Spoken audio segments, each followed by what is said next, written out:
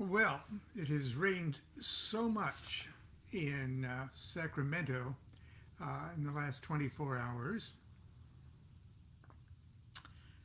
Um, Now it looks like I've started. It's rained so much in the last 24 hours in Sacramento. One report this morning said 5 inches, uh, and that's in about a 12 or 15 hour period. I'm in higher ground.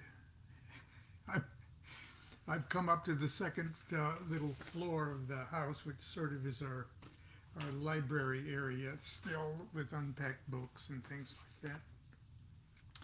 But actually, it's been raining for 2 days, and the sun is, I don't know if you can see it, but there's a blue sky out there at the moment. I don't know if you can see it. Okay. But we've got flooding in the backyard, and we've got plumbing backed up, and it's a very wild time. Uh, and I hope that you are keeping dry and you are keeping warm. But anyway, does that stop Lon's morning readings? Well, it should, but it's not. It's my 15 or 20 minutes of sanity, or at least of a break in other matters. This morning I'm going to read something that you might find interesting. Uh, some years ago, back in the early 2005, 2006, I wrote a novel, okay, Accidental Christ. And it got published by my friends at Thalesis Aura in hardbound like this. And it was a beautiful, expensive edition. There was even a slip case and everything. They spent a lot of effort and resources on coming out with this hardbound edition,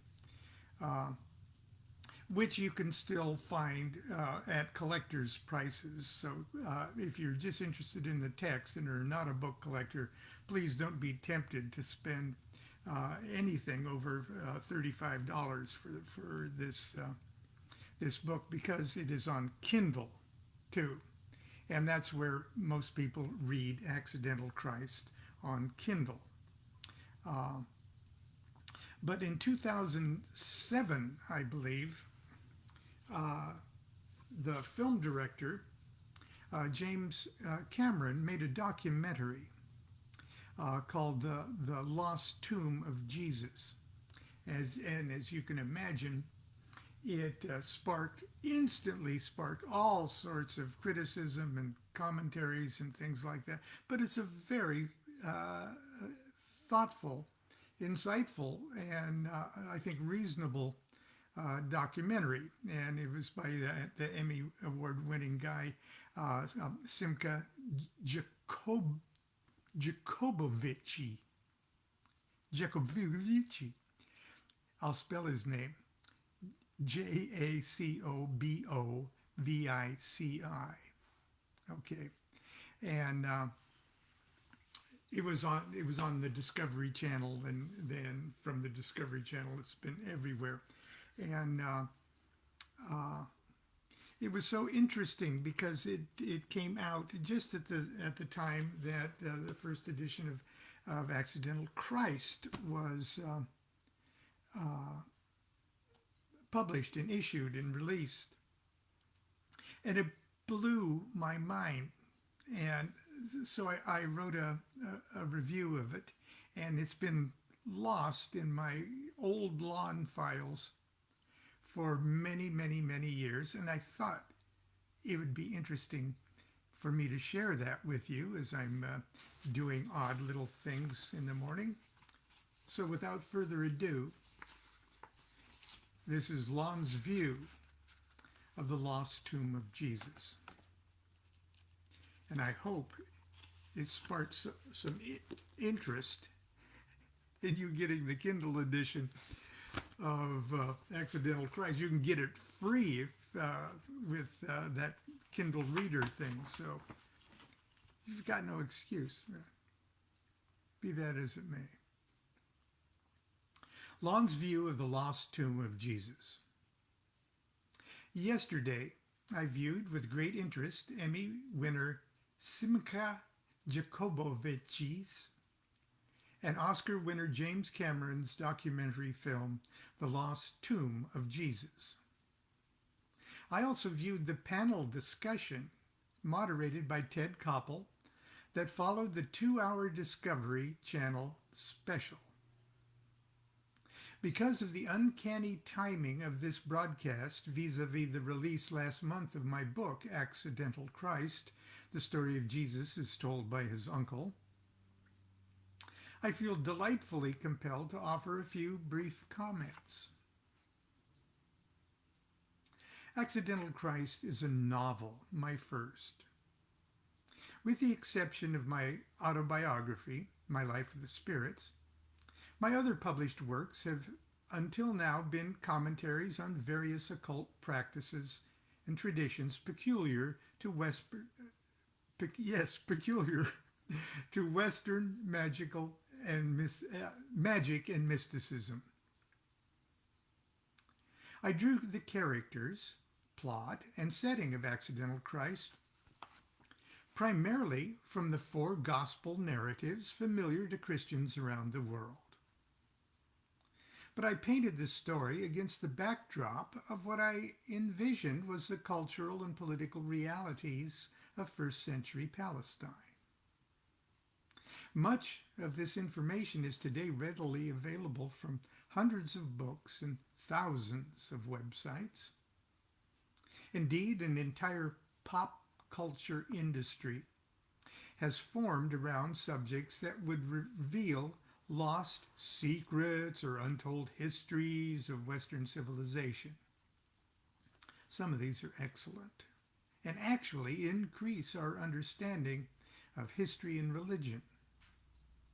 Others, while entertaining, often just end up titillating us by adding an interesting 2 to another interesting 2 and coming up with an outrageous and incredulous 5.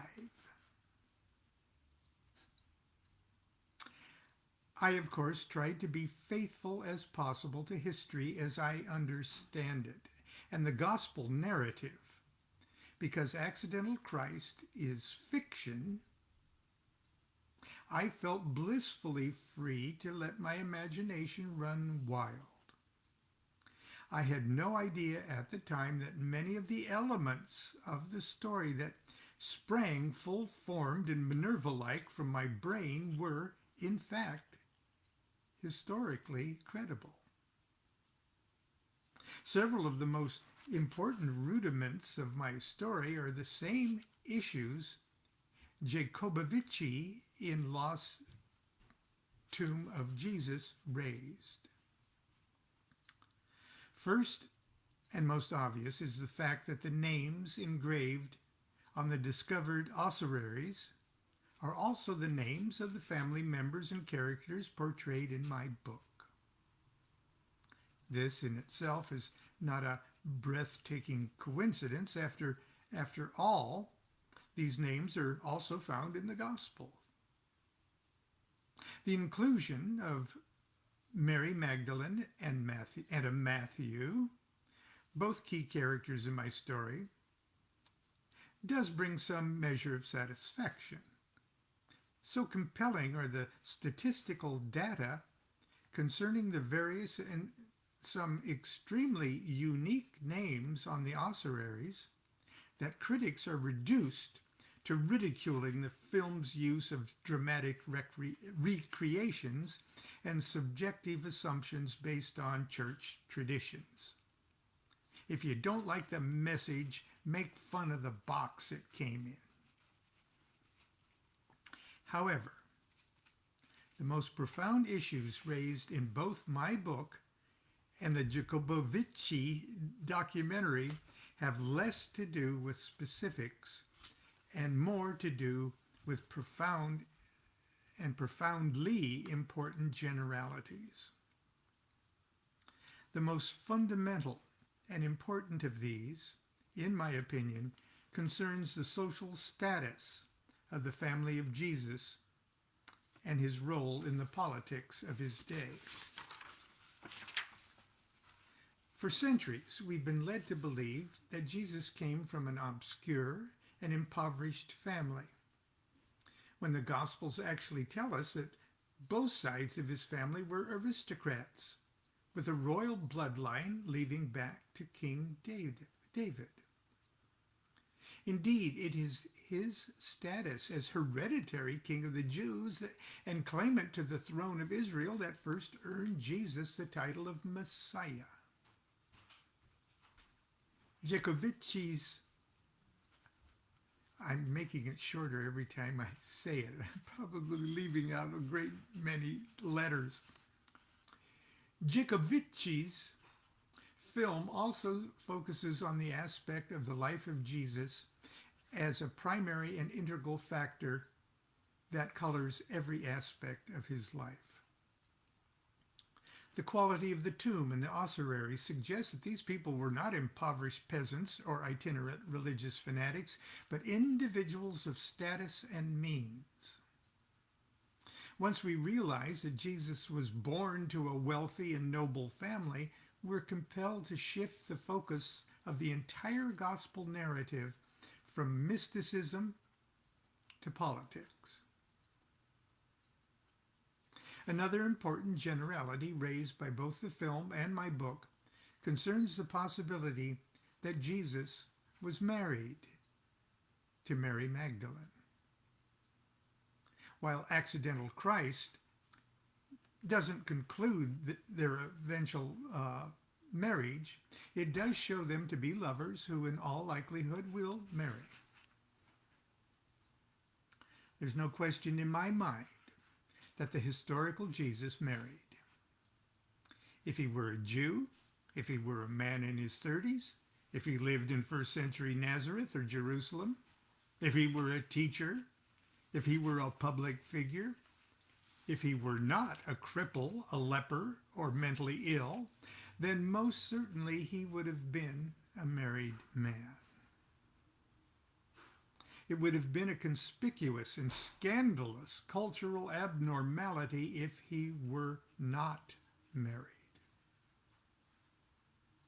Admittedly, nowhere in the Gospels does it say that Jesus was married to a woman who appears in numerous verses as Mary Magdalene. But if we are to assume that he was married, then she is the most likely candidate.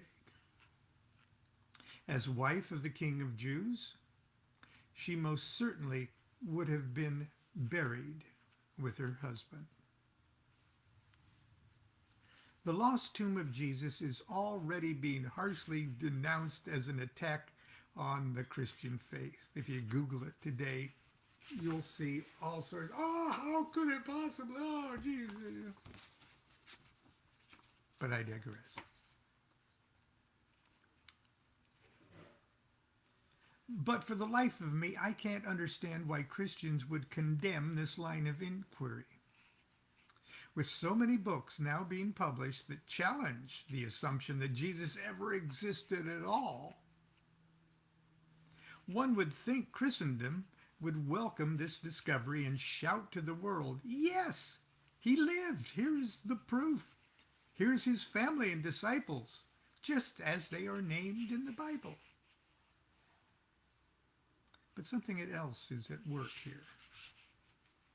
The idea of a Jesus who lived and bred, a Jesus of flesh and bones, a Jesus who urinated and defecated, is unthinkably abhorrent to millions of people all over the world. It's almost as if Christian critics are confessing, we don't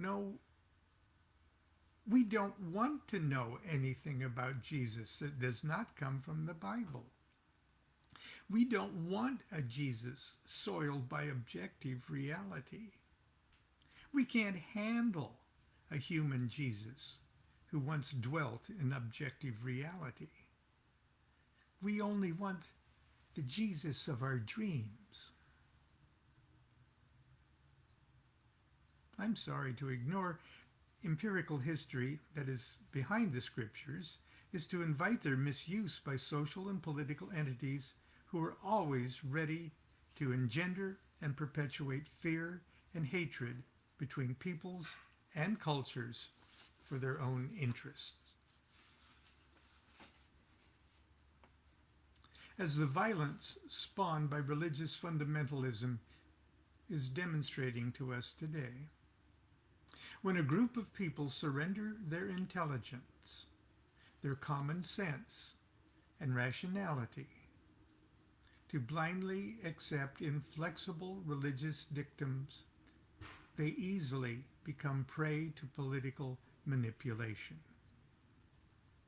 I believe that is the greatest evil in the world today. Religion used for political ends. For the sake of life on this planet, it has got to stop. I also believe that books like Accidental Christ and films like The Lost Tomb of Jesus can speak to those minds, and dare I say souls, that are trapped in this narrow and childish view of spirituality, and allow them to awaken and become spiritual grown-ups.